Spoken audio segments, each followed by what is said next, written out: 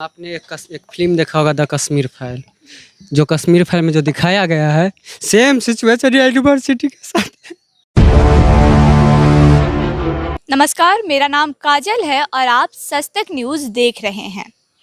जैसा कि 21 तारीख के दिन शनिवार को सेंट्रल यूनिवर्सिटी समस्तीपुर में एक छात्र की मौत हो जाती है जिसका नाम अखिल साहू है। वो राजस्थान का रहने वाला था और बिहार में आके पढ़ाई करता था। बिहार के डॉक्टर राजेंद्र प्रसाद कृषि विश्वविद्यालय का छात्र था। 21 तारीख के दिन उसका एक्सीडेंट हो जाता है और उसका मौत हो जाता है।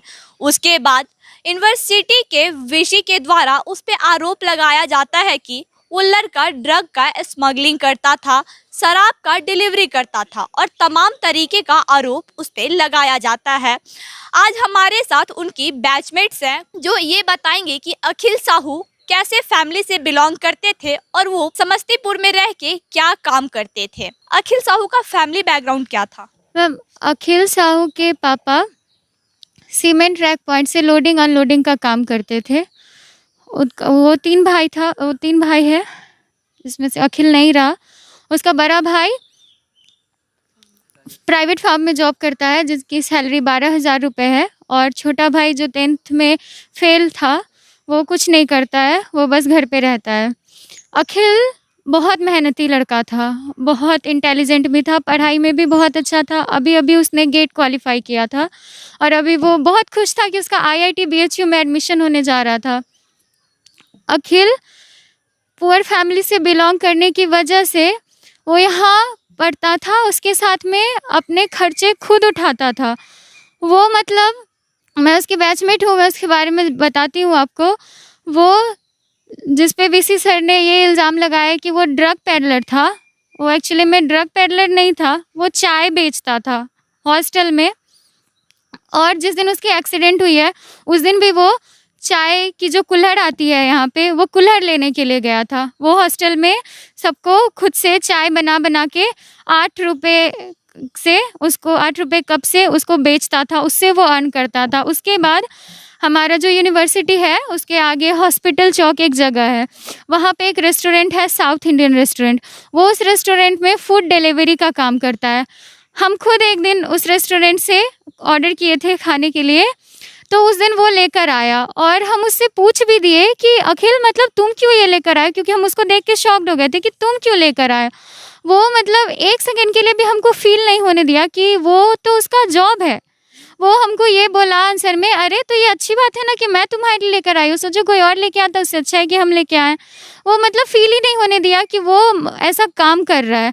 वो मेरे लिए खुद ऐसा लेके आता था, उस दिन लेकर आया था मेरे लिए, ऐसे वो बाकी सबके लिए। वो वहाँ पे as a part time job करता था, उसके अलावा वो चाय बेचता था, फिर वो ट्यूशन्स पढ़ाता था, और खुद के लिए वो जो भी यहाँ का खर्च होता था, सेमेस्टर फ़ी भी उसके पापा मतलब उसके घर से नहीं अरेंज होता था, तो वो ये सब काम करके अपनी सेमेस्टर फ़ी, हॉस्टल फ़ी अरेंज करता था। और उसके ऊपर मतलब ऐसे इंसान के ऊपर हमारे VC सर इतना गंदा इल्ज़ाम लगा रहे हैं कि वो ड्रग पेडलर था और दारू शराब बेचा करता था। मैम, ये मेरे पास एक उसका फ़ोटो है जो उसने कुछ टाइम पहले FB पे अपलोड किया था। यूनिवर्सिटी की बहुत सुंदर सुंदर पिक्स उसने क्लिक करके डाली थी। उस पे हमारे VC सर का खुद वो उसके पोस्ट को अपने ID से पोस्ट करके उस पे ये कमेंट किए थे कि गुड एफर्ट कीप क्लिकिंग। और मैम, ये उसका एक पोस्ट था, मतलब हमारी यूनिवर्सिटी का पिक्चर्स है इसमें सारा, जो वो खुद से क्लिक किया था। उस पर उसने देखिए कि क्या लिखा है उसका sentence, the sky is always there for me while my life has been going through many changes. When I look up the sky, it gives me a nice feeling like looking at an old friend. आप इस sentence से समझ सकते हैं कि वो कैसा लड़का था, उसके अंदर की फीलिंग्स क्या रही होगी। मैम, वो लाइफ से भरा हुआ लड़का था। वो जब भी किसी से मिलता था सीधा उसको गले लग कर मिलता था, चाहे वो उसका सीनियर हो, जूनियर हो या बैचमेट हो, किसी से भी मिलता था वो पहले उसको हक करके मिलता था। हम लोगों में से कोई भी उससे मिलता था, वो कभी किसी को फील नहीं होने देता था कि उसके साथ में इतनी सारी प्रॉब्लम्स चल रही है उसके घर में, उसकी लाइफ में, कभी हम लोग को फील भी नहीं होने देता था। हम लोग उल्टा अगर डिप्रेस्ड रहा करते थे तो वो हम लोग को मिनटों में हंसा दिया करता था, हमारा मूड चेंज कर दिया करता था, हमको मोटिवेट कर दिया करता था। और ऐसे बंदे के ऊपर आज हमारे वीसी सर इतना घटिया इल्ज़ाम लगा रहे हैं कि वो एक ड्रग पेडलर था। मतलब वो स्पोर्ट्स में यूनिवर्सिटी को नेशनल लेवल पे रिप्रेजेंट करता था, और जब वो यहाँ जीतता था तो वीसी सर खुद उसको अवार्ड दिया करते थे। उसकी भी फ़ोटोग्राफ्स हैं मैम, जो हम लोगों ने ट्विटर पे सब पे अभी डाला हुआ है। वो सब भी शायद हमारे वीसी सर को अभी नहीं दिख रही है, जिसके ऊपर उन्होंने इतना मतलब इतना जिसके बारे में हम लोग सोच नहीं सकते थे उस तरह का इल्ज़ाम उन्होंने उस पर डाल दिया है। एक तो उसकी इतनी पेनफुल डेथ हुई, इतनी दर्दनाक मौत के बाद भी पता नहीं वीसी सर हमारे कैसे इंसान हैं। शायद वो इंसान नहीं है जिन्होंने, उनके मुंह से ये बात निकली कैसे होगी कि वो एक ड्रग पेडलर था। मैम हम इस बात को कभी नहीं मान सकते क्योंकि वे हमारे सामने, मेरे खुद के सामने। मैम उसके बाद सर ने जो उस पर ड्रग पेडलर का इल्ज़ाम लगाया है, आप मुझे बताइए कि कोई भी ड्रग्स लेने वाला लड़का, बेचने वाला लड़का, वो बेचता था तो ऑब्वियस सी बात है कि वो लेता भी होगा, तभी वो बेचता था। तो अगर सर उस पर ये इल्ज़ाम लगा रहे हैं तो आप हमको बताइए कि कोई ड्रग्स लेने वाला लड़का कभी भी रनिंग कर सकता है? वो 200 मीटर की रेस में ऐसा सेकंड पोजीशन आया था और उसको वीसी सर खुद से मेडल पहना रहे थे उस दिन। वो गेट एग्ज़ाम क्वालिफाई किया था और जब वो फूड डिलीवरी का जो काम कर रहा था वो वीसी सर के घर पे भी फूड डिलीवर करने जाता था। क्या वो सब नहीं दिखा हमारे वीसी सर को? हमारे जो यूनिवर्सिटी के स्टाफ है वो जो यहाँ पे रहते हैं उन सब के यहाँ वो जाके फूड डिलीवर करता था। हॉस्टल में आप एक एक स्टूडेंट का स्टेटमेंट लीजिए, हॉस्टल में एक ऐसा बच्चा नहीं है जो उसके हाथ की बनी चाय नहीं पिया होगा। और जिस दिन उसका एक्सीडेंट हुआ वो वही कुल्हड़ लेने के लिए गया था जिसकी वजह से उसका एक्सीडेंट हुआ। राजस्थान का एक बच्चा बिहार में आता है पढ़ाई करने के लिए, दुर्घटना में उसकी मौत हो जाती है और उसके बाद बीसी चार्जेस लगाते हैं। उसके बाद बीसी आरोप लगाते हैं कि वो ड्रग पेडलर था, शराब का डिलीवरी करता था। लेकिन उनके बैचमेट्स का कहना है कि वो बहुत ही पुअर फैमिली से बिलोंग करता था, चाय बना के हॉस्टल में सबको पिलाता था, फूड डिलीवरी का काम करता था। उसके पापा सीमेंट उठाने का काम करते हैं, बड़ा भाई प्राइवेट जॉब करता है और छोटा भाई घर में पड़ा रहता है, 10th फेल है। लेकिन अखिल साहू बहुत मेहनती था और वो बिहार में आके पढ़ाई कर रहा था, चाय बना के अपना पेट पाल रहा था, रोजी रोटी चला रहा था और साथ में सेमेस्टर का फ़ी भी भर रहा था। लेकिन उसके वीसी उसको बोलते हैं कि वो ड्रग लेता था। सोचने वाली बात यह है कि वो एथलीट में 2nd नंबर पे आता है और उसके वीसी बोलते हैं कि वो ड्रग लेता था। कैसे? सोचने वाली बात है कि 200 मीटर के मैराथन में बस कुछ सेकंड में उसने 2nd नंबर हासिल किया, 2nd पोजीशन हासिल किया, लेकिन वीसी बोलते हैं कि वो ड्रग पेडलर था। मैम सारे लोग कह रहे हैं कि एक्सीडेंट की वजह से हमारा बैचमेट अखिल हमारे साथ नहीं है, एक्सीडेंट की वजह से उसकी डेथ हुई है। हर न्यूज़ चैनल्स यही दिखा रहे हैं, हर जगह हर लोग यही बोल रहे हैं, पर हम आपको हकीकत बताते हैं, उसकी मौत एक्सीडेंट से नहीं हुई है। उसकी मौत का जिम्मेदार हमारी यूनिवर्सिटी अथॉरिटी है, ये ज़िला प्रशासन है।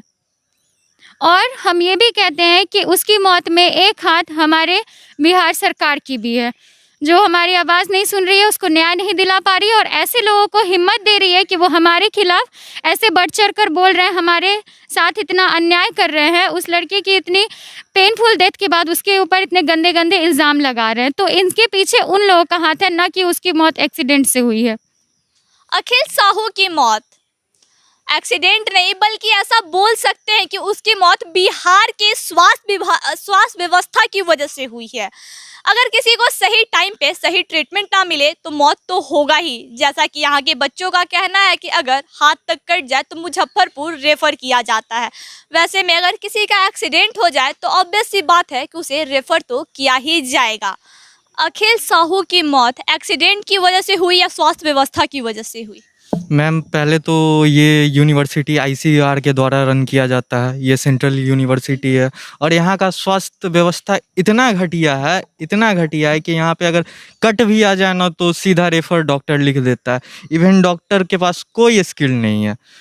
उसको मतलब उस दिन वेन तक नहीं मिल रहा था।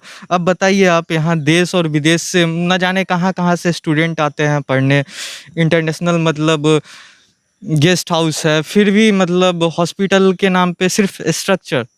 वीसी साहब खुद कहते हैं कि इतना सुंदर अस्पताल बनवाए हैं, लेकिन अस्पताल में क्या है?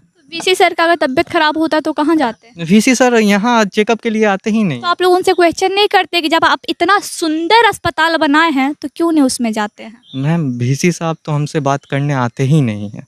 उस रात भी हम लोग कौन इसी से ईयर के आप स्टूडेंट हैं? Ma'am 4th year. 4th year में कितने बार वीसी से मिले हैं? 4 मैम सालों में कितने बार वीसी से मिले हैं? 4 सालों में तकरीबन मैम फेस टू फेस 4 बार मिले हैं? नहीं मैम, क्या नहीं 4 सालों में 4 बार भी नहीं मिले? नहीं क्या नहीं नहीं मैम, मतलब एक बार मिले हैं, मतलब इंटरेक्ट हुआ है ऐसे, मतलब भाषण देते हैं, नहीं कुछ नहीं मैम। मैम अगर तुलना किया जाए ना तो किम जोन से तुलना करेंगे इनका। अच्छा, किम जॉन से तुलना? हाँ बिल्कुल मैम, तानाशाह है। अच्छा, एक बात बताइए, अगर सेंट्रल यूनिवर्सिटी की स्वास्थ्य व्यवस्था अच्छी होती तो क्या आज अखिल साहू हमारे बीच होते? होते अखिल सर हमारे बीच अभी रहते। अगर यूनिवर्सिटी में हॉस्पिटल में ये सब नहीं होता तो यूनिवर्सिटी के हॉस्पिटल में कुछ अवेलेबल नहीं है। हमेशा बस बोला गया कि हॉस्पिटल में हर चीज़ मिलता है, मगर हमेशा हम लोग जब गए हैं वहाँ इलाज के लिए हमेशा रेफ़र कर दिया जाता है समस्तीपुर के लिए। अगर पैर में हल्का सा मोच है आपको तो उसमें बस लिख दिया जाएगा ट्रीटमेंट में समस्तीपुर जाइए सदर अस्पताल, बस यही से बोला जाता है। मैम आपने एक फिल्म देखा होगा द कश्मीर फाइल, जो कश्मीर फाइल में जो दिखाया गया है सेम सिचुएशन यूनिवर्सिटी के साथ। सेंट्रल यूनिवर्सिटी में इंटरनेशनल गेस्ट हाउस है, लेकिन स्वास्थ्य व्यवस्था ऐसी है जहां कट लगने पर भी डॉक्टर नहीं है कि बस बैंडेज भी कर दिया जाए।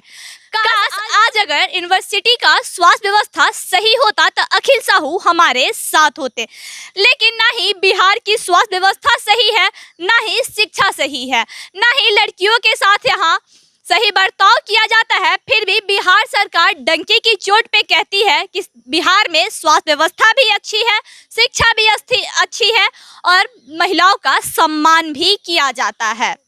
आगे की खबरों के लिए बने रहे सच तक न्यूज़ के साथ।